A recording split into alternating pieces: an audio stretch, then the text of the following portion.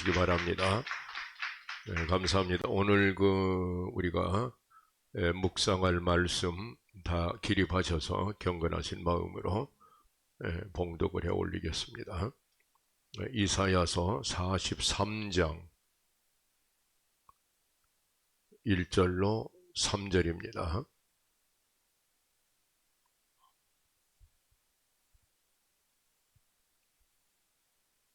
야곱아, 너를 창조하신 여호와께서 지금 말씀하시느니라. 이스라엘아, 너를 지으신 이가 말씀하시느니라. 너는 두려워하지 말라. 내가 너를 구속하였고 내가 너를 지명하여 불렀나니 너는 내 것이라. 내가 물 가운데로 지날 때에 내가 너와 함께할 것이라. 강을 건널 때에 물이 너를 침몰하지 못할 것이며 내가 불 가운데로 지날 때에 타지도 아니할 것이요 불꽃이 너를 사르지도 못하리니 대저 나는 여호와 내 하나님이요 이스라엘의 거룩한 이요 내 구원자임이라. 내가 애굽을 너의 속량물로 구스와 스바를 너를 대신하여 주었노라. 아멘. 작성하시기 바랍니다. 아버지 하나님 감사합니다. 오늘도 주의 전에 불러주시고 주님의 음성으로 말씀해 주시니 감사합니다. 하나님의 말씀은 살았고 운동력이 있어 좌우에 날선 어떤 이한 검보다도 예리하여 사람의 혼과 영과 및 관절과 골수를 찔러 쪼개는 능력이로소이다.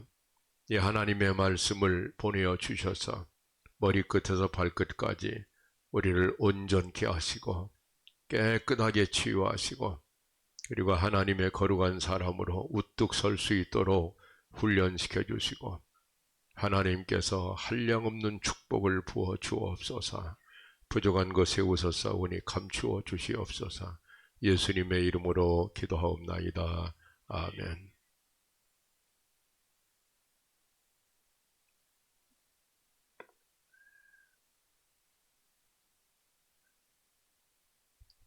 예수 그리스도와 장자 알레고리아 16번째 말씀을 묵상을 하겠습니다. 오늘은 빈 배, 허주론, 허주, 빈 배, 비유로 본 하나님의 절대주권이라는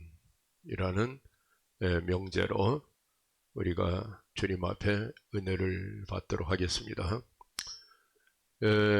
장자를 보면은 내편, 외편, 좌편 이렇게 크게 세 구분으로 나눠져 있는데 그 가운데 좌편 가운데 산목편이라고 하는 그 유명한 비유의 이야기가 나옵니다. 산목, 묘산자, 나무목자, 산에 있는 나무, 거기에 못생긴 나무가 산을 지킨다라는 그 유명한 말이 있죠. 못생겼기 때문에 사람들에게 찍혀서 이렇게 잘생긴 나무들은 다 찍혀나가 가지고 집도 짓고 배도 만들고 다 이게 없어져 버리는데 못생긴 나무들이 끝까지 남아서 산을 지키는 것처럼 그렇게 어떤 면에서 보면 우리들의 가정도 우리들의 교회도 그렇게 그런 면이 있지 않나 그런 생각이 드는데 이 산목편에 여러분이 이미 다 아실 줄 압니다만은 빈 배에 관한 그 유명한 이야기가 나옵니다. 어떤 사람이 빈 배를 타고 강물을 흘러내려가는데 다른 배가 떠밀려와서 그 배를 받아쳤다. 그 사람 성질도 대단히 급한 사람이었는데 그 부딪힌 배를 보니 사람이 없는 빈 배였다. 그래서 화를 내지 아니하고 오히려 웃음으로 지나갔다. 만약에 그 배에 사람이 탔다고 하면 그는 소리를 쳤을 것이다. 2번도 소리쳤을 것이고 그래도 안 들으면 3번째 가서는 욕설이 나왔을 것이다. 첫 번째는 화를 내지 않았는데 나중에는 화를 냈다고 하는 것은 무슨 말일까? 그 배 안에 사람이 있느냐 없느냐 때문이다. 그러면서 결론이 인능 허기 이 유세라고 하는 장자 전체의 이야기 가운데 아마 핵심 명제가 되는 그 유명한 얘기가 나옵니다. 인능 허기, 사람이 능히 자기 자신을 비우기만 한다면, 그렇다면 세상을 논이는 자가 될 것이다. 이제 그런 뜻입니다.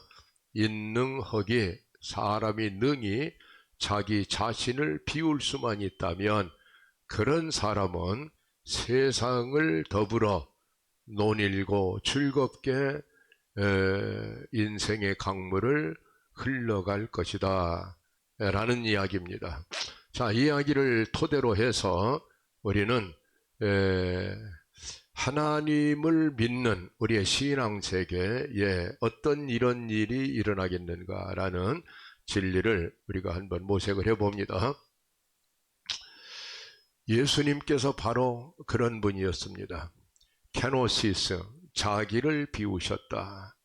자기 자신의 주인이 자기가 되지 않고 아버지 하나님이 되셨다.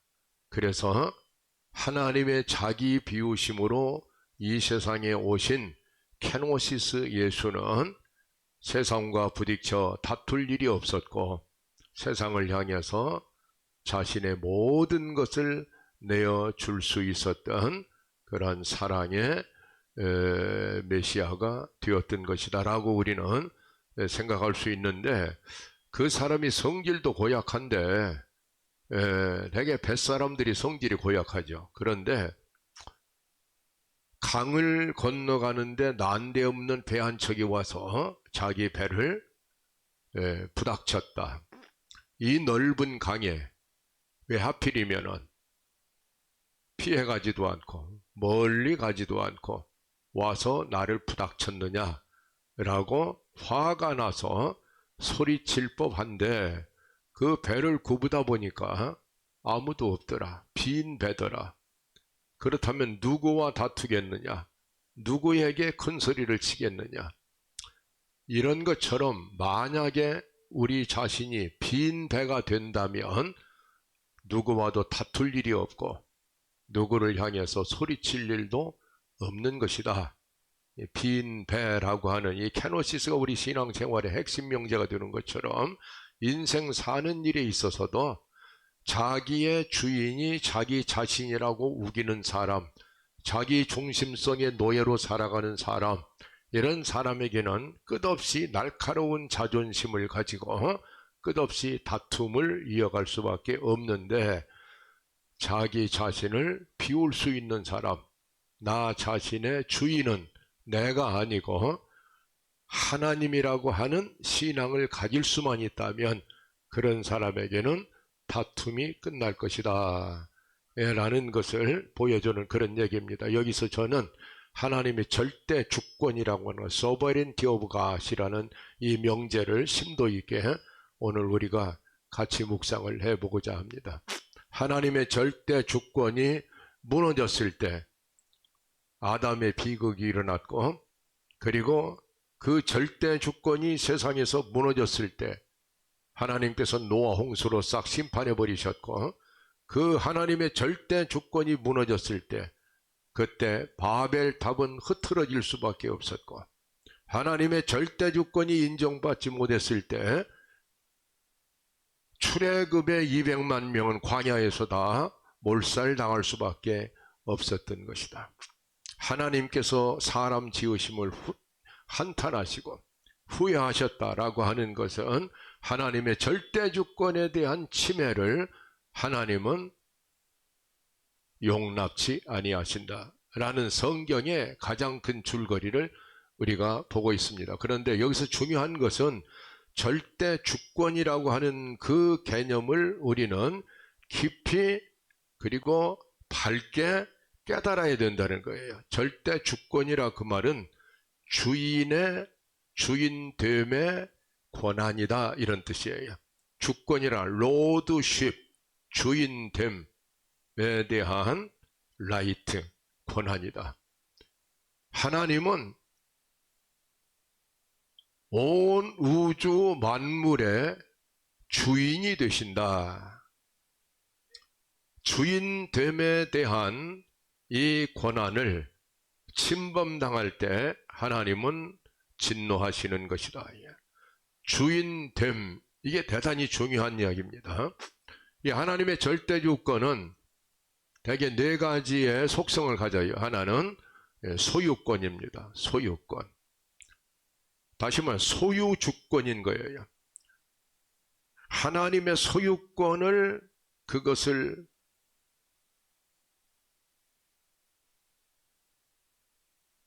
찬탈당하지 않아야 된다. 소유 주권은 바로 양육권으로 연결이 돼요. 마치 부모가 자식을 낳으면 그 자식은 부모에게서 만들어졌기 때문에 만든 자는 만들어진 자에 대해서 첫 번째는 소유권을 확보하게 되는 거예요. 그리고 소유한 그 부모는 자식에 대해서 양육의 특권을 가질 수 있는 것이고 사랑의 책임성을 가지고 양육을 해내야만 된다고 하는 양육권 쟁탈 문제가 나오게 되는 거예요. 그리고 이것은 그 생애를 주관하고 통치한다고 하는 섭리권의 문제가 나와요. 만드신 하나님은 모든 피조물과 인간에 대해서 하나님이 만드셨기 때문에 소유권을 가지고 계신 분이고, 그리고 모든 인생과 만물들을 다스리고 양육하고 그리고 보호하고 보존할 수 있는, 그래야만 되는 그러한 책임성이 만드신 하나님에게 있는 것이다 라는 것을 인정해야 된다는 거예요. 세 번째는, 그러기 때문에 하나님은 그의 삶을 처음부터 끝까지 주관하고 다스리고 통치하고 할 수 있는 하나님의 섭리에 대한 권한이 있다는 것을 인정해야 된다는 거예요. 네 번째는, 그러기 때문에 하나님께서 그를 사용하실 수 있는 사용권도 있어야 된다. 결과적으로 요약하면 이 네 가지의 권한이 하나님의 주권을 형성하는 거예요. 소유 주권, 소유권, 양육권, 통치권, 사용권. 이것이 전체가 하나님께 그 권한이 있다라는 것을 보여주는 성경의 말씀은 줄줄이 우리를 다가오고 있습니다.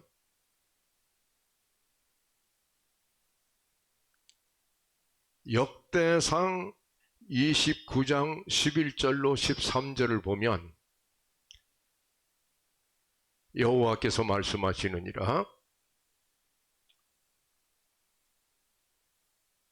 온 우주의 광대하심이, 그리고 그 권능, 그 영광, 그 승리, 그 위엄, 이 모든 것이 주님에게 속해 있다고 하는 것을, 그리고 이 모든 것에 대한 주권이 주님에게 속해 있다고 하는 것을, 그러므로 우리 인생들이여 그 여호와 하나님을 찬양하고 감사하면서 살아가야 되는 것이다. 이런 말씀이 대상 29장에 나타나는 겁니다. 여러분, 다윗은 무엇보다도 이 하나님의 이 절대적 소유 주권에 대해서 너무나 잘 알았고 그것을 찬양하고 감사하면서 살았던 그런 사람입니다. 시편 23편 1절에 보면 땅이라는 것과 이 땅과 땅에 충만한 모든 것들, 이 세상이라는 것과 이 세상 안에 거하는 모든 사람들은 다 여호와의 것이로 소이다 라고 찬양을 드리고 있는 거예요. 자기 자신에 대해서도 내가 어머니의 복중에 있을 때부터 하나님 아버지가 나를 지으셨노라고 하는, 그래서 지으신 자는 지어진 자에 대한 소유권을 가지고 있다는 것을 고백하는 것. 시편 139편에 누누이 기록이 된 시편에 나오는 다윗의 대부분의 노래들은 하나님의 소유 주권에 대한 찬양과 감사의 내용으로 가득 차 있는 거예요. 예레미야 18장을 보면 1절부터 12절까지 하나님께서는 예레미야 선지에게 하나님의 소유 주권이 얼마나 중요한 것을 가르쳐주고 있어요. 어느 날 여호와 하나님께서 예레미야를 불러서 토기장이 집으로 가서 보거라. 예레미야가 토기장이 집에 가보았더니 진흙을 가지고, 농로라고 하는 것은 그 진흙을 놓고 뱅뱅 돌려가지고 손으로 이렇게 해서 그릇 만드는 그 기구를 농로라고 하는데, 토기장이가 진흙 한 덩이를 농로 위에 놓고 그리고 그것을 돌리면서 그릇을 만드는데, 마음에 들지 않았을 때는, 그 그릇이 마음에 들지 않았을 때는 그 그릇을 깨트리고 그리고 다시 진흙으로 만들어서, 그래서 농로 위에 놓고 새로운 그릇을 만들더라 하면서 하나님께서 토기장이가 손에 진흙을 들고 그릇을 만들었다면 나도 너희를 내 손에 든 진흙처럼 하나님의 그릇으로 만들 권한이 없겠느냐 라고 질문하고 있는 거예요. 이사야 선지도 똑같은 토기장이 개념으로 말씀을 하고 있어요. 이사야 64장 8절에 보면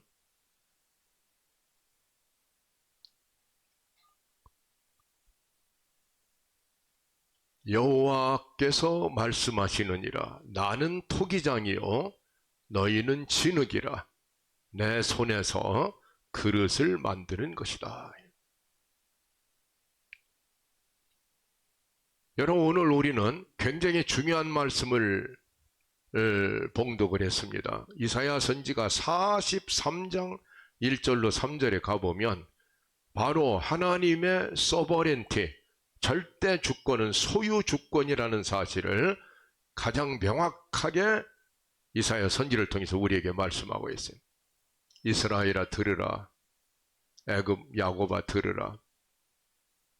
내가 너를 창조하였고, 창조라는 것, 없던 것을 있게 만드는 것이니까 우리의 영혼을 하나님께서 만드셨고 하나님의 생기를 불어넣어서 영혼이 있게 하였고, 그리고 내가 너를 조성하였나니, 이 말은 흙을 가지고 우리 몸을 만드셨고 영혼이든지 육체든지 모든 것을 내가 만들지 않았느냐.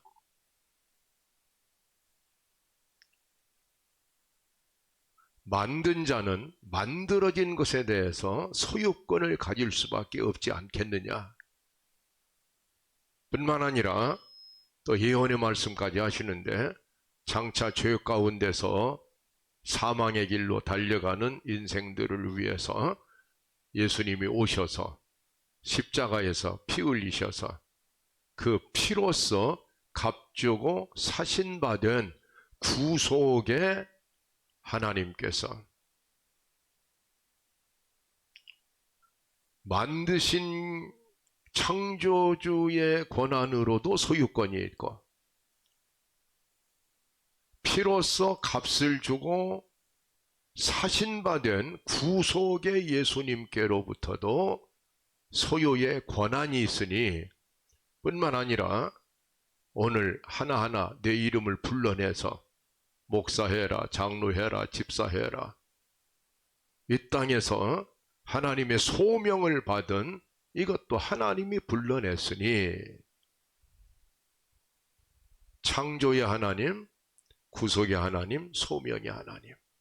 창조신앙, 구속신앙, 소명신앙. 어떤 면으로 볼 때에도 너는 내 것이다. 너는 내 것이다. 너는 나의 소유라고 하는 사실을 절대로 잊어버리면 안 되는 것이다.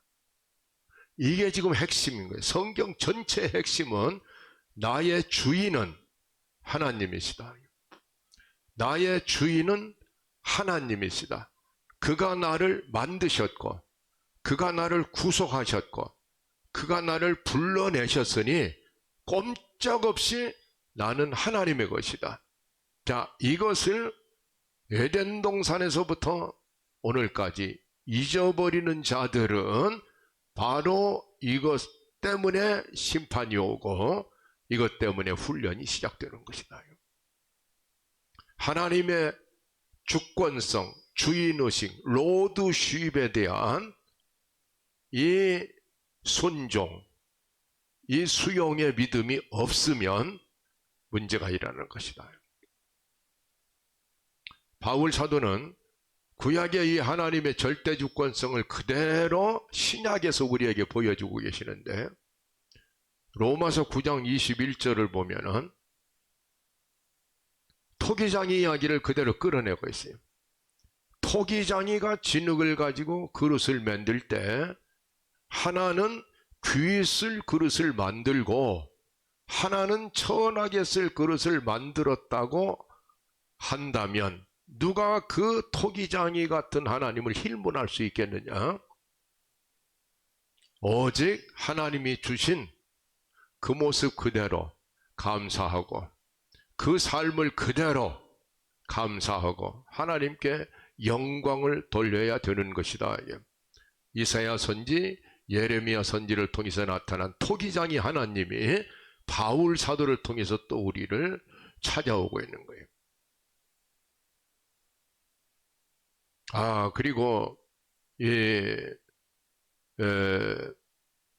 로마서 11장으로 가면 모든 만물이 다 주로부터 나왔고 주께로부터 나왔고 주로 말미암고 그리고 주께로 돌아가는 것입니다. 모든 영광을 하나님이 받으소서라는 말씀을 하고 있는 거예요.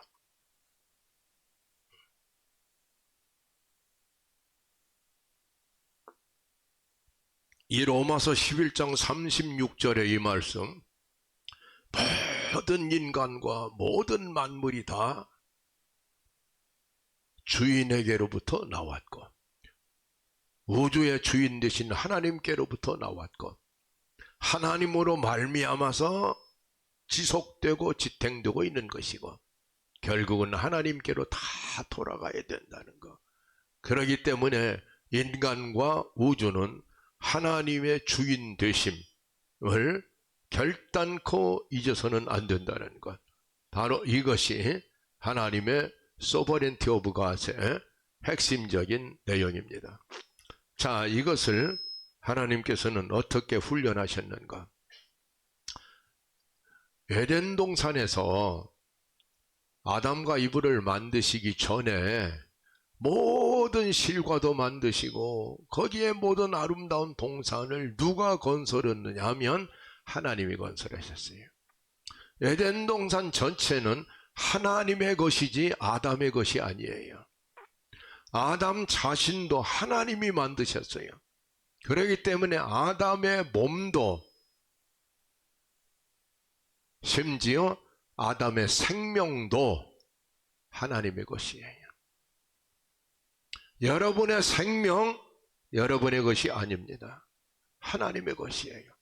그래서 하나님께서 자유자재로 오래 살기도 하시고 빨리 가기도 하시고 하나님께서 온전히 생명의 주인이 되신다. 라는 것을 창세기 1장에서부터 펼치시기 시작하는 거예요. 선악과를 따먹지 말라고 하는 것은 이 모든 것들은 너의 소유가 아니고 나의 소유라 이 말이에요. 내가 먹으라는 것은 먹고 먹지 말라는 건 먹지 말아야 되는 것이다. 이 하나님의 소유권에서 하나님의 절대 주권이라고 하는 말씀의 그 명령, 말씀의 권세가 칼날처럼 나타나는 거예요.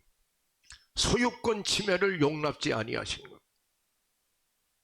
과일 하나 따먹은 죄가 아니고 하나님의 소유권을 건드려 버린 거예요. 알겠습니까? 그러니까 내 것은 아무것도 없다는 것. 너 자신도 내 몸도 내 마음도 내 생명도 다 내 것이라는 것. 그것을 뼈아프게 처절하게 경험해 나가는 과정이 에덴 동산에 추방당해 가지고 그 다음부터 아담이 이마에서 땀이 흘러서 소금이 절여지기까지는 땅에서 열매 하나도 못 나오게 하고 모든 것이 하나님에 의해서 먹고 마시고 살다 와야만 된다고 하는 소유권의 문제가 성경을 관통하고 있는 거예요. 아담이 에덴에서 쫓겨난 뒤에 비로소 그때 깨달은 거예요. 내 손에는 아무것도 없구나. 아무것도. 먹을 만한 무슨 살구나무 열매 하나까지도 내 손에는 없구나. 모든 것이 하나님이 주셔서 갖는 것이로구나. 제가 쉬운 예를 들어서 이 소유권 문제를 한번 설명을 드리면, 우리가 어물전에 가가지고 이 생선 파는 가게 가가지고 고등어 한 마리 주세요. 고등어. 값을 주고 사는 거예요. 왜냐하면 고등어의 소유권이 그 어물전 주인에게 있기 때문에 그에게 값을 주어야만 고등어 한 마리도 내게 올 수가 있는 거예요. 어물전 주인은 그 고등어의 주인인가? 그것이 아니에요. 어물전 주인도 어떤 어부가 그물로 건져낸 고등어를 값을 주고 사다가 팔기 때문에 진짜 주인은 어부지 어물전 주인도 아닌 거예요. 그러면 어부에게 가서 이 고등어가 당신 겁니까? 라고 물었을 때 어부는 아닙니다. 아닙니다. 나는 고등어를 잡았을 뿐이지 고등어를 만드신 분은 하나님이십니다. 하나님. 하나님이 바다도 만들고 하나님이 고등어도 만들고 하나님이 만드셨으니 만든 자가 바로 소유권자입니다. 라고 말할 수밖에 없는 것. 그래서 모든 달도 별도 하나님의 것이고 모든 산천초목도 다 하나님의 것이고 궁극적으로 보면 하나님의 것이에요. 어떤 사람에게 너는 누가 만들었냐? 우리 아버지가 만들었다고. 너 아버지는 누가 만들었는데? 아버지가 만들었다고. 아버지는 또 누가 만들었는데? 올라가다 보면은 아담을 만드신 하나님이 우뚝 서 계신 거야. 모든 인생의 주인은 하나님이시라는 거야. 여러분, 이 시간에 여러분이 또 제 자신이 통절하게 깨달을까 하나는 여러분의 생명은 하나님의 것이라는 거예요. 여러분의 몸도 하나님의 것이라는 거예요. 여러분의 자식들도 하나님의 것이라는 거예요. 여러분의 재산도 하나님의 것이라. 이걸 인정하지 않는 사람은 다 뺏어가 버려요. 그 하나를 가르쳐주기 위해서. 그것이 제2의 인류의 조상이 된다고 하는 믿음의 조상 아브라함을 찾아오고 있는 거예요. 아브라함은 난데없는 일을 당했어요. 창세기 22장에 보면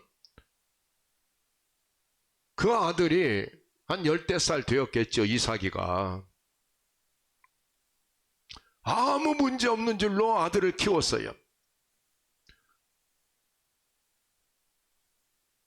그런데 어느 날 하나님께서 찾아오셔서 그 아들을 내 손으로 죽여야 된다고 난데없는 명령을 하시는 거예요.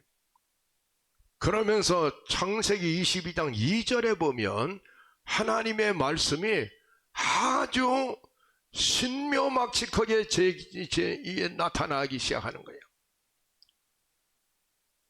하나님께서 여호와를 시험하시려고 모리아산 사건을 일으킨다라는 게 1절이고, 시험하시려고. 무엇을 시험하셨느냐 하면, 내가 내 아들, 내 사랑하는 독자 이삭을 모리아 산 꼭대기로 끌고 가서 칼로 목을 쳐 죽이고 뿐만 아니라 번제로 드리라. 그 말은 불살라 없애버리라 라는 얘기예요. 무엇을 불살라 없애나? 내 아들, 내가 사랑하는 독자. 왜 그것을 불살라 죽여야 되는 것인가? 그 이삭은 네 아들이 아니라는 거예요. 그 이삭은 내 아들이고 내 것이고, 네가 100세나 되어서 도저히 아들을 낳을 수 없는 그때에 하나님께서 기적으로 이삭을 보내주셨으니, 처음부터 이삭은 하나님의 것이지 내 자식이 아니라는 거예요.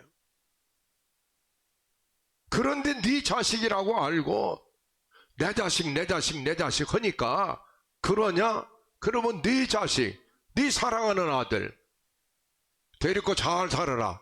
그게 아니고 그런 것은 칼로 쳐 죽여버리라. 너의 소유의식을 칼로 쳐서 불살라버리라는 얘기예요.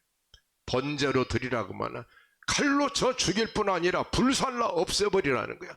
인간의 자기 소유의식이라는 것, 이 자기중심성의 욕망이라는 것, 내 것인 줄 알고 살아가는 것, 알겠습니까? 자식까지도 내 것이라고 믿는 바로 이것, 그것을 하나님께서는 소유권을 회수하기 위해서, 그래서 이삭이를 볼 때마다 아브라함이 하나님이 주신 아들이다, 하나님께 감사한다, 감사할 뿐 아니라 하나님의 자식이기 때문에 양육권도 하나님에게 있는 거예요. 하나님이 길러내시고 하나님이 책임져 주시고. 아멘. 이래서 자식 걱정이라는 것이 하나님 앞에 눈의 가시처럼 문제가 되는 것이에요. 내 자식으로 알기 때문에 내가 길러내야만 되고, 알겠습니까? 내가 다스려야만 된다고 생각하는 바로 이 생각 때문에 내 자식이냐? 내가 사랑하는 독자냐? 그렇다면 산꼭대기로 끌고 가라. 칼로 쳐 죽여라. 불 속에 던져 불살라버려라. 내 속에 아브라함을 향해서 이게 시험하시는 거야. 내 속에 소유권에 대한 정리가 되어 있지 않다는 거예요.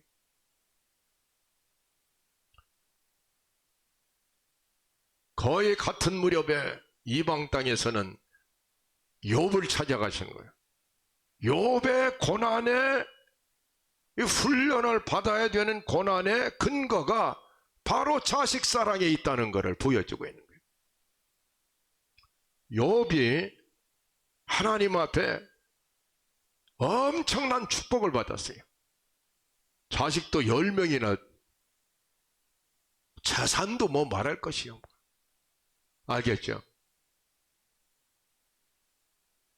그런데 이 욥의 마음속에 이 모든 것은 하나님이 주신 것이다. 다시 하나님의 소유가 나에게 베풀어 주신 선물들이다.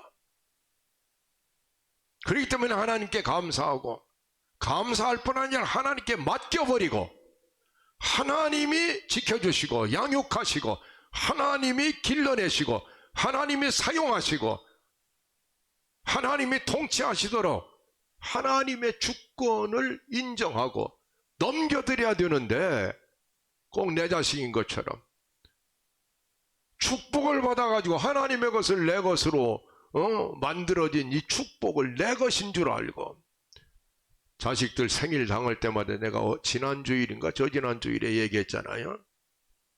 뺏기지 않으려고, 내 소유를 내가 지키고 싶어서 하나님 앞에 감사의 제사를 드려야 되는데 번제를 드렸다는 거예요.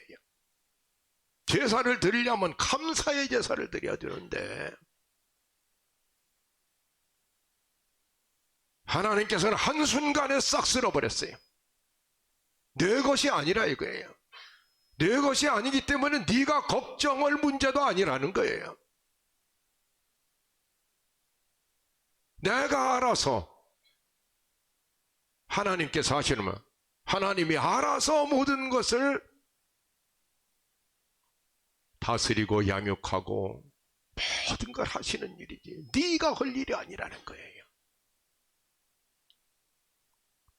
망한 뒤에 일장이 끝나기 전에 욥은 역시 하나님을 경유하는 사람이었어요. 바로 알아들은 거예요. 그리고 그의 입에서 바로 소유권 문제를 토해내버리는 거예요. 주신 것도 하나님이시요, 하나님. 거두어 가신 것도 하나님이시다. 하나님의 절대 소유 주권. 그렇기 때문에 하나님께 영광을 돌려야지 된다. 주셨을 때만 영광 돌리는 게 아니고 가져가셨을 때도 하나님께 영광을 돌려야 되는 것이다. 인간들이 끝끝내 인정하고 싶지 않은 부분이, 주셨을 때는 영광 돌리는 것은 쉬운 거예요. 무엇인가 잃어버렸을 때, 자식 잃어버리고 자기 목숨 잃어버리고 건강 잃어버리고 재산 잃어버렸을 때도 그 안에 하나님의 섭리가 계시고 하나님의 주권이 계시다고 하는 사실을 인정하고 싶지 않은 거예요. 그래서 불평이 나오고 원망이 나오고. 알겠습니까? 하나님의 권위, 오토리티, 슈프림 오토리티라고 하는 이 하나님의 절대 주권은 결국은 소유권 문제에서 발생하고 있는 거예요. 그래서 우리는 하나님이 주셨을 때도 하나님 앞에 감사, 하나님이 거두어 가셨을 때도 하나님 앞에 감사. 아멘 하시기 바랍니다. 이것이 해결이 안 되면 하나님께서는 그것을 가르쳐 주기 위해서 욥의 모든 것을 싹 쓸어 없애버리는 거예요. 그리고 그것을 가르쳐 주려고 하마를 아느냐, 악어를 아느냐, 세상에 내가 하늘의 별을 뿌릴 때, 땅에 지축을 세울 때도 어디 있었느냐, 모든 것이 내가 만들었고 그러므로 모든 것이 내 것인데 내 것은 없는 것이다. 그걸 깨닫게 하십니다. 그리고 기가 막힌 게 바로 이 하나님의 절대 주권, 하나님의 소유권 그대로 살았던 유일한 한 사람이 있다는 걸 보여주고 있는 거예요. 그분이 예수님이라는 거예요.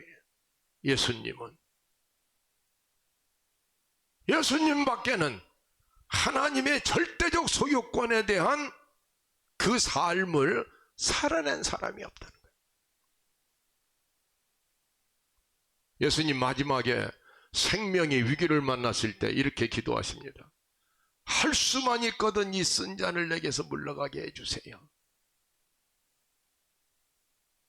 그러나 나의 원대로 마시고 아버지의 원대로 하세요. 내 생명 아버지 것입니다. 아버지께서 주시기도 하셨고 가져가시기도 하시니 아버지께 내 생명 자체를 넘겨드립니다. 그리고 스스로 목숨을 버리시는 주님이에요. 여러분의 자식을 위해서도 걱정하지 마세요. 여러분의 목숨을 위해서도 걱정하지 마세요.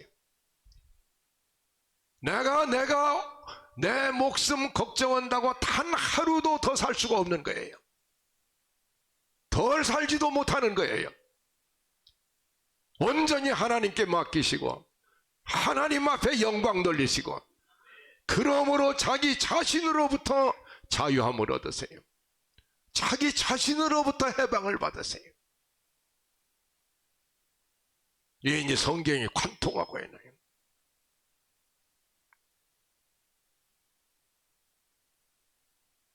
이 하나님의 절대주권 문제.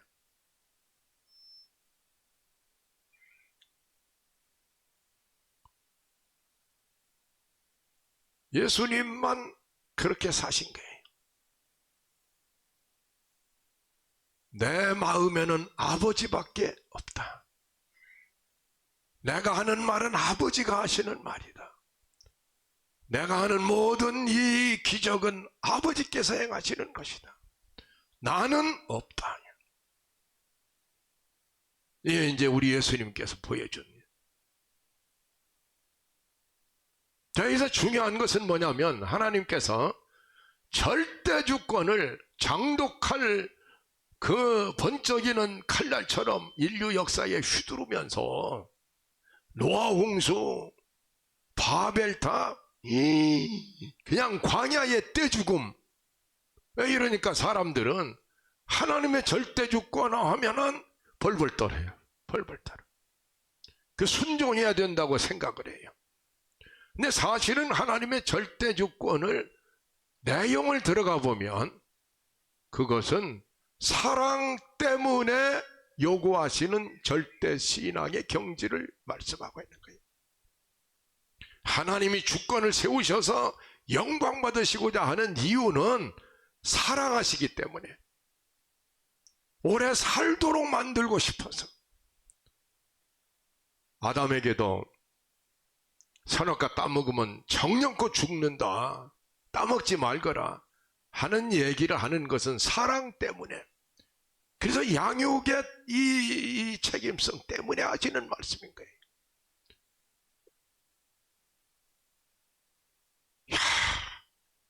에덴 동산에서 창조된 아담이 며칠이나 지난 뒤에 범죄해가지고 에덴 동산을 통째로 잃어버렸는지 알 길이 없지만은, 너무나 애석한 것은 바로 이것 하나를 몰라가지고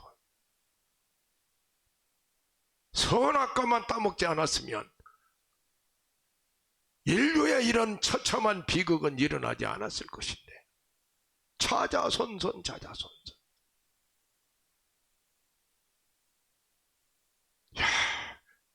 아브라함은 그걸 깨달아 버린 거예요. 아브라함은. 그리고 무조건 모리아산으로 가서 칼을 들어서 목을 쳐버리려고 해요.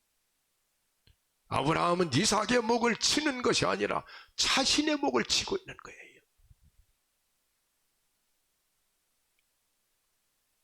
자기가 자기의 주인이라고 생각하는 이 자기 소유 의식을 칼로 잘라내가지고 빈 배처럼 만들어서, 주인 없는 배처럼 만들어서, 주인이 없다고 하면은 주인이 하늘이기 때문에 사람이라는 주인이 없는 거예요.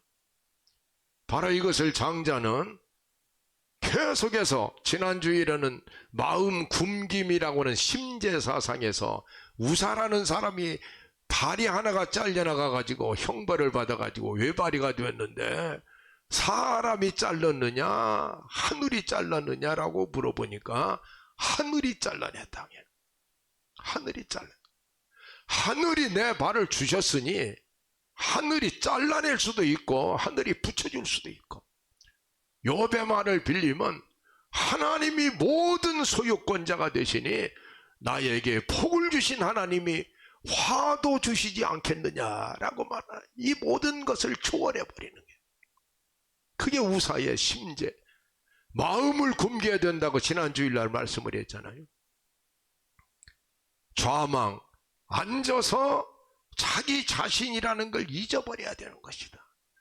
가만히 앉아서, 야, 내 재산은 내 것이니 내가 움켜쥐고 재산을 불리기 위해서 가진 수단을 다 쓰고, 그리고 이 재산 가지고 한바탕 살아보겠다 했는데 가는 날 보면은 손가락 사이로 다 날아가 버리고 빈손 들고 가버리는 거예요. 하나님이 주신 재산, 하나님을 위해서 사용할 수 있는 사람은 하늘의 보화를 쌓는 사람이다. 이것 하나를 모르는 거예요. 이것을. 알겠습니까? 그거 하나 깨닫는 것이 하나님이 창세기부터 계시록까지 쫙 인간에게 요구하네. 만물의 주권, 너 자신의 주권, 모든 소유 주권은 내 것이라고 하는 것, 내 것이라고 하는 것. 우리가 그것을 깨닫는 사람은 세상과 더불어 춤을 추며 즐겁게 살 수 있는 길이야. 인능, 사람이 능히 자기만 비운다면, 내 주인이 내가 아니라는 것, 내 목숨의 주인이 내가 아니라고 믿었던 사람들이 순교자들이 돼서 불 속에서도 찬송 부르면서 죽어간 거예요. 내 목숨 하나님께 돌려드립니다. 이게 사랑의 동기 때문에 주시는 절대 조건의 문제는 율법적으로 볼 때 안 지키면 다 죽인다라는 그러한 무서운 명령이 아니고, 그것이 은혜로 하나님께서 만드신 모든 사람을 다 잘 되도록 만들고 살리기 위해서, 너를 위해서 나의 주권을 지켜달라는 것이지, 나를 위해서 내가 영광 받기 위해서 그래야만 된다는 것이 아니라는 거예요. 이거를 모세도 구구하게 이야기하고 우리 예수님도 이야기하고 계시는 거예요. 하나님의 절대 주권에 대해서 모세는 쉐마에서 말씀을 하고 있어요. 쉐마. 하나님은 여호와 하나님이시다. 한 분이신 하나님이시다. 그러면 하나님을 사랑해야지 된다. 사랑해야지 된다. 사랑의 대상이 되어야지 된다. 여러분, 여호와라고 하는 이 하나님의 이름, 명칭, 여호와, 라틴어로는 야훼, 영어로 보면 여호와라는 거, 출애굽기 3장 14절에 나오는 말씀이잖아요. 모세가 하나님을 향해서 이름이 무엇입니까? 애굽에 가서 무엇이라고 해야 됩니까?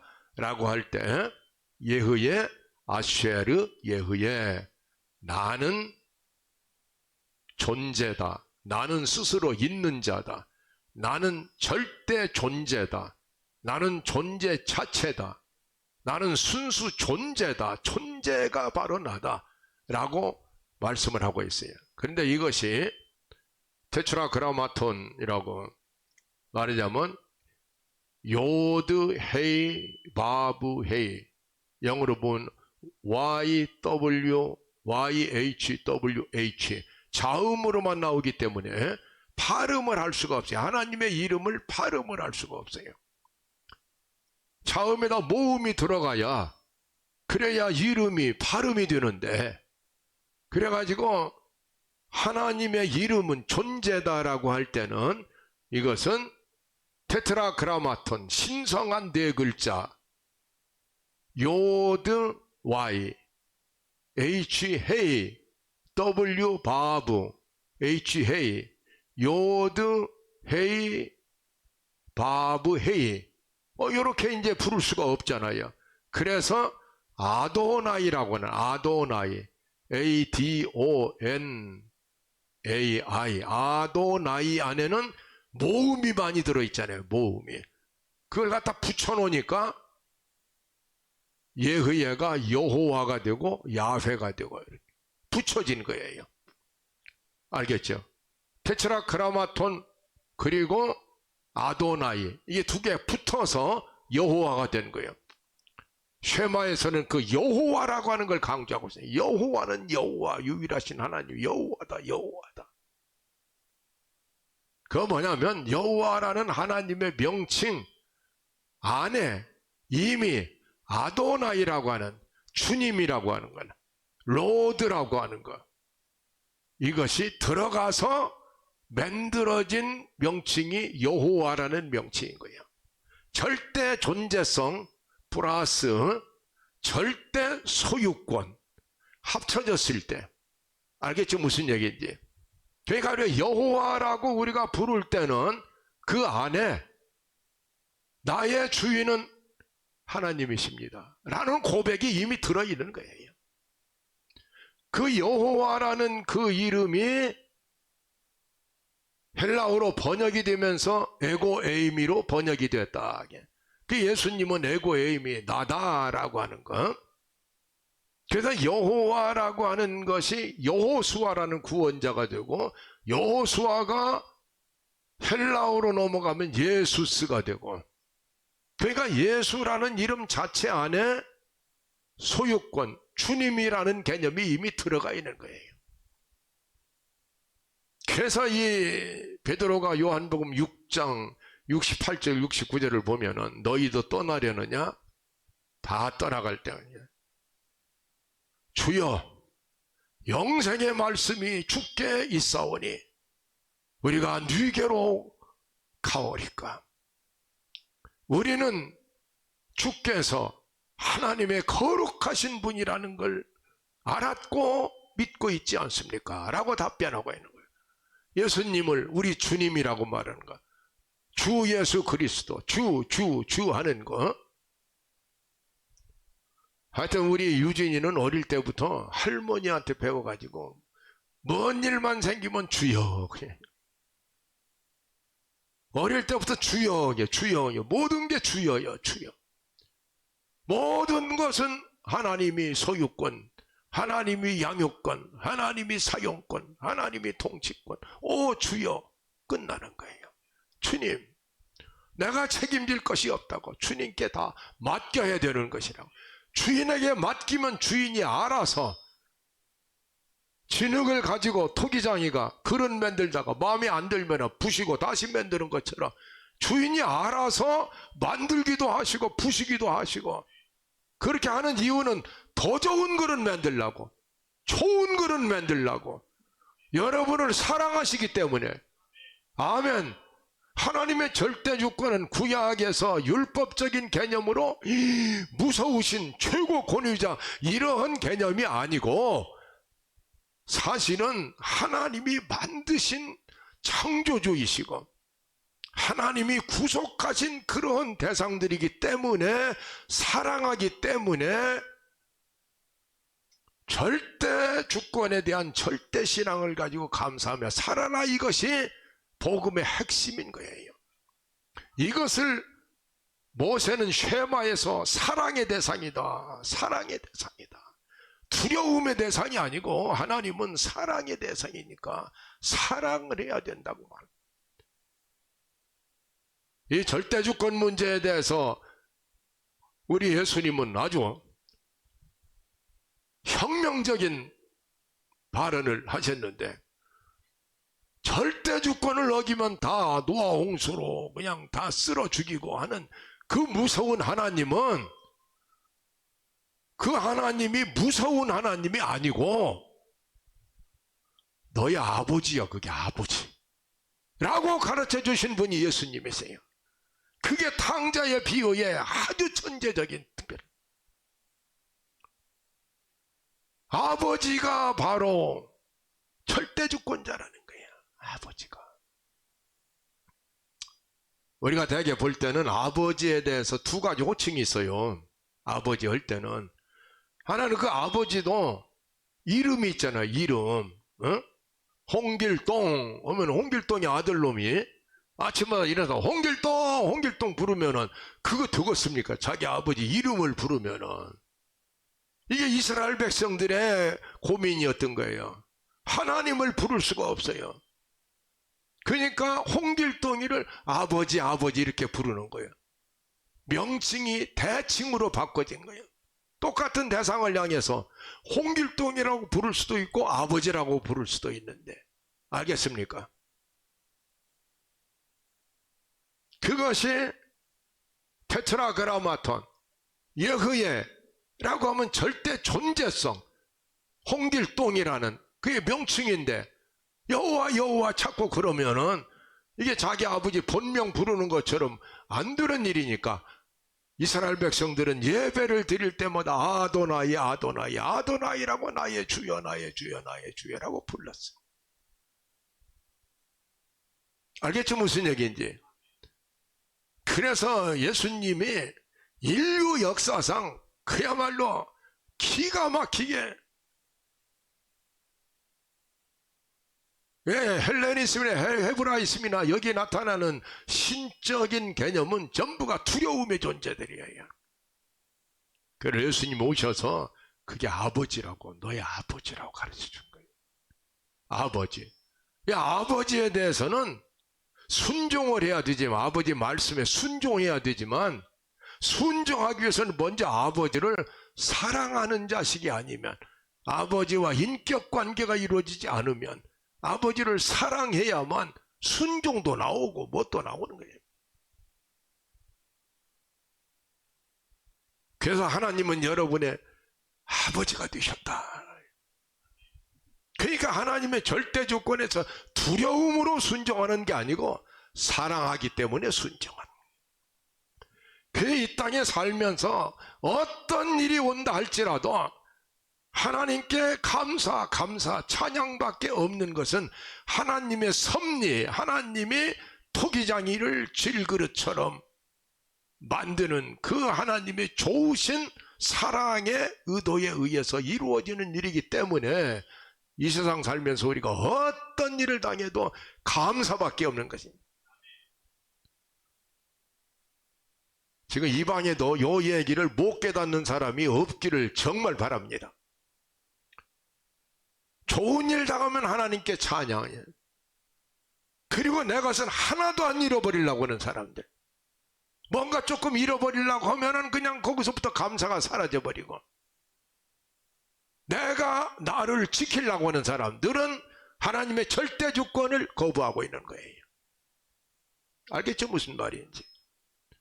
주신 것도 여호와시요. 왜 지금 내가 이런 이 방에는 없기를 바란다고는 이 깨끗맞은 얘기를 하냐면 아멘이 없기 때문에 하는 얘기야. 그 여러분의 얼굴이 동의를 않는 얼굴들이 아니기를 바랍니다.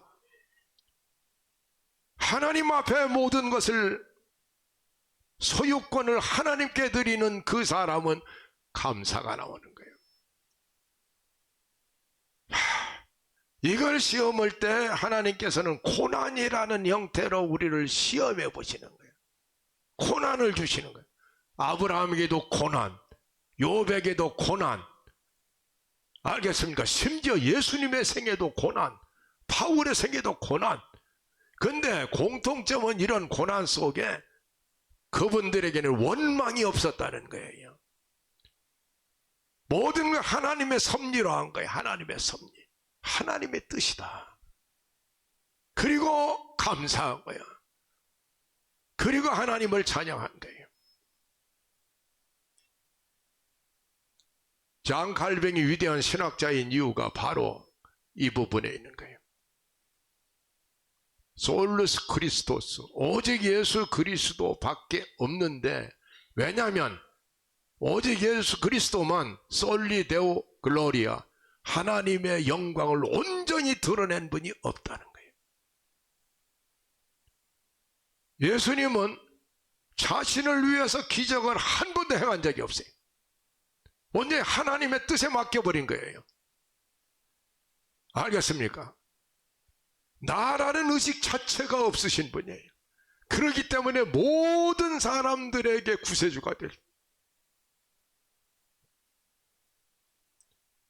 자기가 자기 자신으로부터 자유해질 때, 그때 비로소 진정한 영혼의 자유, 진정한 마음의 평강이 그때부터 시작이 되는 거예요. 하나님께 맡겨버리는 사람은 모든 것에 감사해요. 모든 것에 감사. 인간의 웃음은 그 삶의 최후를 지켜내야 되는 거예요. 평생 동안 참 기쁨으로 웃음으로 살았는데 마지막 죽는 순간 얼굴이 슬프다. 그는 생명의 주인이 하나님이라는 사실을 모르고 있는 거예요. 생명을 뺏기는 것처럼, 생명을 잃어버리는 것처럼 생각하는 사람. 우리의 죽음은 하나님이 우리의 생명을 거두어 가시는 거예요. 아멘 하시기 바랍니다. 여러분의 죽음은 하나님께서 가장 좋으신 때에 하나님이 이 세상 고통스러운 세상 사느라고 수십 년 고생 많았는데 이제 올라와서 내 옆에서 영생복락을 누리면서 살거라 해서 하나님의 사랑의 초청으로 불러주신 것이 우리의 죽음이라고 생각하는 사람은 마지막 죽으면서 할렐루야, 드디어 세상으로부터 자유하고 드디어 나 자신으로부터 자유하고 모든 걸 하나님께 돌려드립니다. 만물이 주께로부터 나왔고 주로 말미암았고 주께로 돌아간다고 하는 것이 우리의 믿음입니다. 마지막 웃는 자가 진정한 승자다라는 게. 여러분 생애의 마지막 순간에 정말로 웃을 수 있는 신앙을 지켜나가시기 바랍니다. 그것은 한 길밖에 없다는 거예요. 나의 모든 것은 하나님의 소유다. 이렇게 믿는 사람은 걱정이 사라져요. 내가 내 것을 지키려고 하기 때문에 걱정이 생기는 거고, 내가 나를 지키고 내가 내 자식을 지키고 내가 내 재산을 지키려고 하니까 하나님께로부터 멀어지는 거예요. 그러니까 범사에 감사가 나올 수가 없는 거예요. 알겠습니까? 온전히 하나님께 맡기시기 바랍니다. 아멘. 모든 걸 하나님께 맡기시기 바랍니다. 안심하고 맡기세요. 안심하고. 하나님께서는 정한 때가 있다. 반드시 종말이 온다. 더디다고 생각할지라도 기다려라. 더 좋은 것으로, 더 좋은 새 그릇 만들기 위해서 진흙을 부수는 것처럼 더 좋은 것으로 우리를 다시 만드시는 하나님이시다. 아브라함이 모리아산 통과 시험을 통과한 뒤에 승승장구 그는 예수 그리스도의 그 놀라운 인류의 구세주의 믿음의 조상으로 우뚝 서게 되는 것이. 야복강 나루토에서 야곱이가 무너져버리고 이스라엘이 될 때에도 모든 것이 하나님의 소유라는 걸 꺼내. 자기가 그토록 아끼던 요셉을 놓아버리는 거예요. 옛날에 요셉 같으면 옛날에 야곱 같으면 요셉이가 들판에서 무슨 짐승에게 죽어가지고 피 묻은 옷을 가지고 형제들이 왔을 때 그냥 탄식하고 슬퍼하는 야곱을 상상할 수 없어요. 그 들판을 쫓아갑니다. 야곱이 성질이 어떤 성질입니까? 가서 짐승에게 물려 죽은 자리를 보고 요셉의 시신을 확인하고 그렇게 했던 것이 야곱이의 생애였어요. 그렇게 했던 것이. 근데 야곱이를 하나님께 넘겨버리는 거예요. 요셉이를. 그리고 이스라엘이 되는 거야. 사울이가 바울이 되는 것도, 시몬이 베드로가 되는 것도, 아브라함이 아브라함이 되는 것도, 야곱이 이스라엘이 되는 것도, 모든 것이 하나님의 소유권을 향해서 모든 걸 맡겨버릴 때, 그때 일어나는 사건이에요. 여러분, 조셉 하이든이라는 사람이 있어요. 1809년에 죽었는데 77살을 살다가 세상 떠났어요. 조셉 하이든 하면은 우리 기독교 문화에서는 천지창조, 핸델의 메시아, 오라토리오 중에 최고의 오라토리오가 천지창조, 하이든의, 그 다음에 핸델의 메시아, 베토벤의 감람산의 그리스도. 이게 나오는 거 아닙니까? 1808년 3월 27일 오스트리아 비엔나에서 76세가 된 하이든이 떨리는 손으로 작곡을 해가지고 최초로 천지창조가 연주가 됐어요.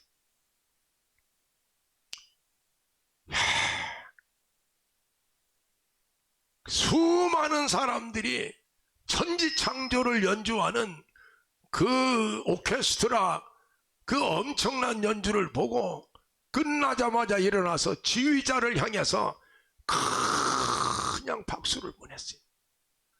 그랬더니 지휘자가 이 영광을 받고 이 갈채를 받을 사람은 내가 아니라고. 그리고 저 발코니에 앉아있는, 그때 이미 몸이 노쇠해가지고 휠체어를 타고 다니는 이 하이든을 바라보면서, 조세프 하이든이 천지창조를 작곡한 사람이니 박수갈채를 하이든에게 보내라고. 그리고 손가락을 하이든을 가르친 거예요. 그랬더니 온 청중이 그냥 막 하이든을 향해서 그냥 막 박수갈채를 보내는데, 너무 놀라가지고, 하이든이 너무 놀라가지고, 이 영광의 박수를 받을 사람은 내가 아니라고. 그러면서 또 손을 하늘로, 저 하나님을, 천지창조를 지어내신 하나님께 영광을 돌리라고. 천지창조 아닙니까 이것이? 천지를 만드신 하나님께 영광을 돌리라고. 지휘자는 하이든은 하나님을 향해서 손을 들고 하나님께 영광을 돌리라고. 내가 아니요 당황해가지고, 그러다가 휠체어에서 앞으로 굴러 넘어진 거예요. 너무 당황해서 막 일어나다가 병원으로 실려갔어요. 실려가면서도 내가 아니요 모든 영광 하나님께, 천지창조 하나님께. 병원에 있다가 몇 달 뒤에 그는 세상을 떠났어요. 하이든이 위대한 점이 바로 그의 음악 이전에 하이든의 신앙이 위대했던 거예요. 모든 영광을 하나님께 돌려야지 된다. 알겠습니까? 천지를 창조하신 하나님께 모든 영광을 돌려야 될 것이다. 그렇게 돌리는 사람, 하이든 같은 사람을 하나님은 너무도 소중하게 여기시고 온전히 영광을 받으시고, 온전히 하나님의 소유 주권에 대한 철저한 신앙을 가진 하이든. 현대의 메시아가 울려 퍼질 때는 그냥 해가 떨어지는 땅이 없다고 하는 대영 제국의 그 제왕도 우뚝 서가지고 모든 영광 하나님께 여러분의 생명도, 여러분의 몸도, 마음도, 여러분의 자식도, 여러분의 재산도 하나님의 것이라는 걸 인정하시고 하나님 앞에 영광 돌리시고 하나님 앞에 감사하시면 하나님의 영광을 여러분의 삶 속에서 날마다 드러내시는 위대한 성도가 되시기를 주의 이름으로 축원합니다. 가슴에 손 모시고 한번 기도하세요. 지금까지 내가 내 몸, 내 재산, 내 가정, 내 자식을 내 것으로 잘못 알았기 때문에 걱정도 많았고 하나님께 영광도 못 드렸습니다. 때때로 하나님은 고난을 통해서 소유권이 너에게 있지 않고 나에게 있다고 하는 것을 가르쳐 주시기 위해서, 모든 영광을 하나님께 돌려드리기 위해서 우리에게 때로는 고난도 주신다. 온전히 하나님, 땅과 땅에 충만한 모든 것이 여호와의 것이요, 세상과 이 세상을 사는 모든 사람들도 여호와 하나님의 것이라고 고백했던 다윗처럼 우리도 그렇게 살도록 축복하여 주시옵소서. 간절히 기도하시기 바랍니다. 회개하실 거 회개하시기 바랍니다. 내 인생이 내 것처럼 생각하고 끌어안고 고민했던 어리석음에서 자유해서 모든 것을 주님께 맡겨드림으로 말미암아 그 사랑의 책임성에 넘쳐 흐르는 양육권을 행사하시는 하나님의 손에 넘쳐드림으로 말미암아 여러분의 삶 속에 인능허기 이 유세, 사람이 능히 자기를 비워내고 자기의 주인이 하늘이라고 하는 것을 깨닫는 사람은 세상과 더불어 거닐며 논일며 즐거워할 수 있다고 하는 이 믿음 안에 살도록 축복해 주옵소서. 심각하게 간절히 기도하시기 바랍니다.